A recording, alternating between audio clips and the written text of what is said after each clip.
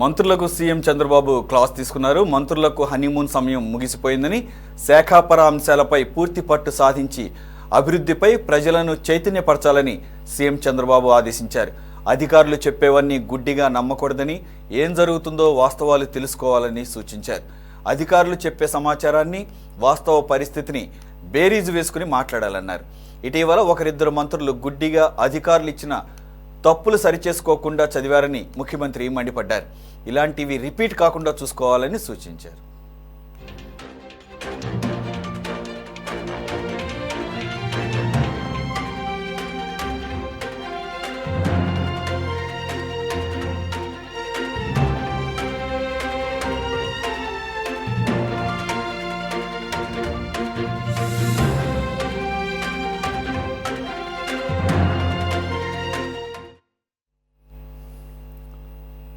మంత్రులకు CM Chandrababu class తీసుకున్నారు. మంత్రులకు హనీమూన్ సమయం ముగిసిందని, శాఖాపరమైన అంశాలపై పూర్తి పట్టు సాధించాలని, అభివృద్ధిపై ప్రజలను చైతన్యపరచాలని సీఎం చంద్రబాబు ఆదేశించారు. అధికారులు చెప్పేవన్నీ కూడా గుడ్డిగా నమ్మకూడదని, ఏం జరుగుతుందో వాస్తవాలు తెలుసుకోవాలని సూచించారు.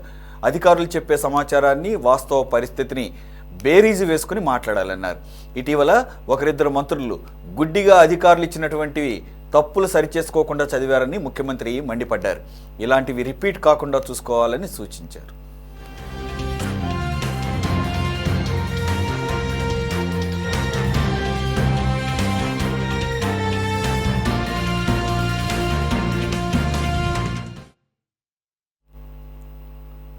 ముఖ్యమంత్రి చంద్రబాబు అధ్యక్షతన జరిగిన కేబినెట్ సమావేశంలో కీలక నిర్ణయాలు తీసుకున్నారు.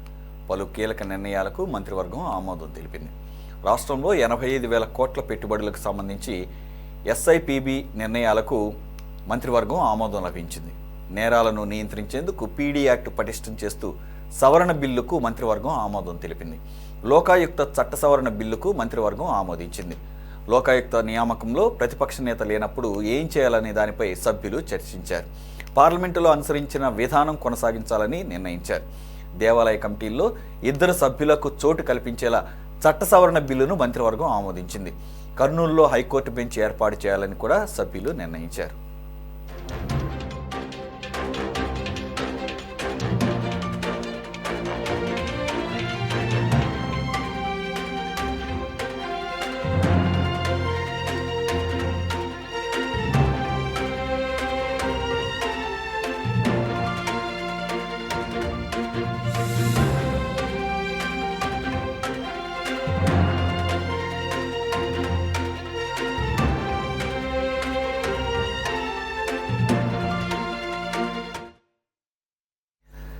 ఈగల్ పేరుతో యాంటీ నార్కోటిక్స్ విభాగం ఏర్పాటుకు కేబినెట్ ఆమోదం తెలిపింది.